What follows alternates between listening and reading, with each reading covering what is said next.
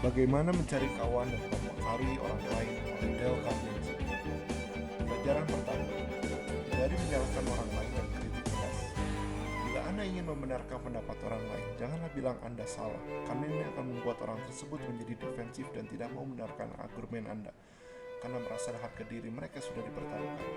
Walaupun argumen Anda sudah pasti 100% benar dan di-backup dengan fakta-fakta, bila Anda memulai dengan menyalahkan orang tersebut, apalagi diikuti dengan kritik-kritik pedas, maka di mata orang tersebut Anda akan tetap salah. Lalu bagaimana bila kita ingin membenarkan pendapat orang lain tersebut? Kita harus bisa menunjukkan bahwa kita hanya mau mengargumen pendapat tersebut dan bukan pribadi orangnya. Salah satu caranya adalah dengan mengajukan pertanyaan, mengapa mereka bisa punya pendapat tersebut, lalu berikan sudut pandang kita. Orang akan lebih terbuka jika mereka yakin kamu di sana bukan untuk menyerang pribadi mereka, tapi untuk berdiskusi bersama. Karena orang tak peduli seberapa banyak yang kamu tahu sampai mereka tahu seberapa banyak kamu peduli. Pelajaran 2. Bila kau salah, akui kesalahan secepat dan akui secara empatis. Bila dalam suatu hal Anda menyadari bahwa Anda salah, akuilah secepat dan setulus mungkin sebelum orang lain menunjukkan kesalahan itu. Bila melakukan ini, Anda akan lebih mungkin diampuni dan bahkan dibela oleh orang tersebut. Saya ingat waktu saya kuliah, waktu itu absensi keterlambatan saya sudah 2 kali, dan apabila sudah 3 kali, maka saya akan gagal dalam mata kuliah tersebut. Dan sialnya pada hari itu saya terlambat lagi. Dan daripada menunggu, saya langsung menemui dosen saya. Dan saya bilang, maaf, saya terlambat lagi, dan saya jelaskan kenapa saya bisa terlambat. Pada awalnya dosen tersebut kaget kenapa mahasiswa memberitahu hal ini, daripada akhirnya dia malah membela saya dan memberi saya kelonggaran. Ada banyak contoh di buku ini yang memberikan contoh di mana dengan mengakui kesalahan lebih awal dan secara bersungguh-sungguh empatis, Anda akan lebih mungkin disukai atau dibela oleh lawan Anda. Pelajaran 3. Lihat dari perspektif orang lain dahulu, baru sambungkan dengan perspektif Anda. Kalau Anda mau membuat orang lain melakukan apa yang Anda mau, Anda harus menghubungkan dengan cara pandang mereka. Misalkan Anda adalah seorang personal trainer, maka Anda tidak akan bilang bahwa saya ingin punya banyak customer, tapi Anda akan melihat dari sudut pandang customer Anda. Jadi kata-kata yang Anda lontarkan akan seperti, apakah Anda ingin menjadi sehat? Saya ingin Anda menjadi kurus, saya ingin Anda menjadi kuat. Dale Carnegie dalam bukunya memberikan contoh orang memancing.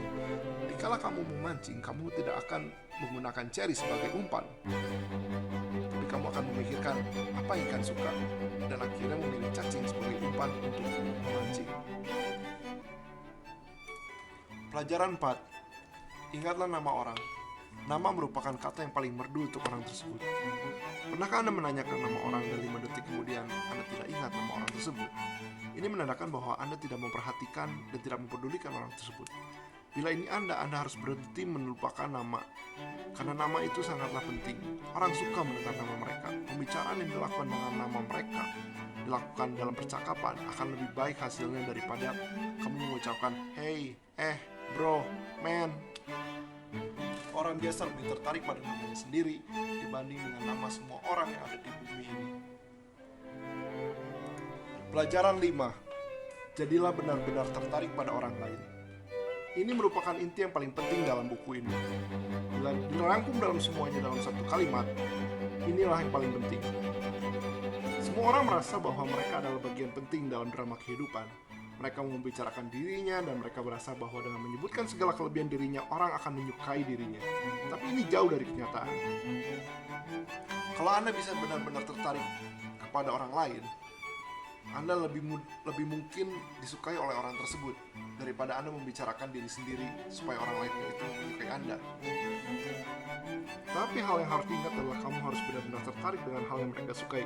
Tidak bisa berpura-pura, karena pada umumnya orang bisa merasakan bila Anda benar-benar tertarik pada topik pembicaraan atau tidak. Kamu bisa bikin teman lebih banyak dalam 2 bulan dengan benar-benar tertarik pada orang dibanding kamu mencoba berusaha supaya orang menyukaimu dalam 2 tahun. Di versi terbaru buku, ada bagian tentang bagaimana mempertahankan hubungan dengan pasangan. Pelajaran 6. Jangan mengeluh. Ada seorang bangsawan bernama Tolstoy. Dia dan istrinya pada awalnya adalah pasangan yang sangat sempurna. Mereka punya kekayaan, kedudukan, dan juga anak cucu. Di awal pernikahan, kebahagiaan mereka terasa sangat sempurna, dan mereka pun sampai berdoa supaya kebahagiaan ini terus berlangsung. Namun setelah beberapa tahun, istrinya mulai mengeluh terus pada sang suami. Suami pengen karya digratisin, istrinya bilang nggak boleh, harus berbayar. Suami pengen A, istri jadi ngotot pengen B. Dan ini berlangsung terus sampai 48 tahun. Pada akhirnya di usia 82 tahun, Tolstoy tak tahan lagi dengan keluhan istrinya. Sangat tidak bahagia dengan pernikahannya, dia keluar dari rumah pada hari yang bersalju. 11 hari kemudian, dia mati karena pneumonia di stasiun kereta. Dan permintaan yang terakhir yang dia sebutkan adalah untuk tidak membiarkan istrinya mendekatinya.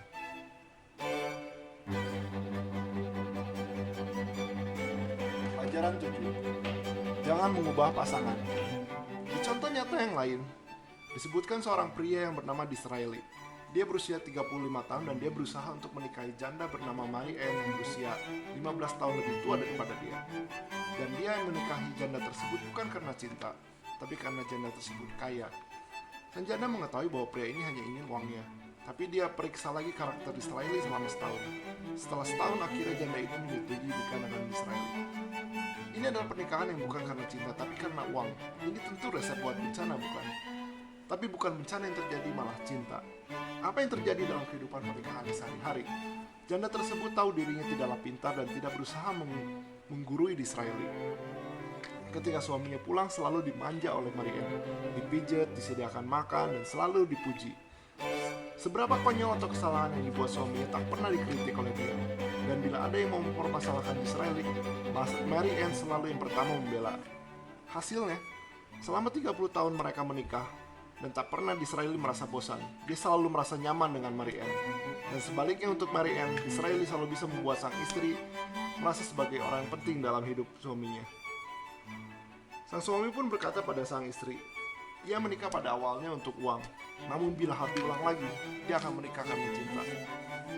Pasangan Disraeli menikah bahagia karena mereka tidak mencoba mengubah satu sama lain. Mereka nyaman dengan pribadi mereka apa adanya, tidak ada yang disembunyikan dan tentunya tidak mengeluh. Ini hanyalah ringkasan yang menurut saya paling penting. Disarankan untuk membaca buku bagus ini karena banyak banget nasihat bagus yang gak sempat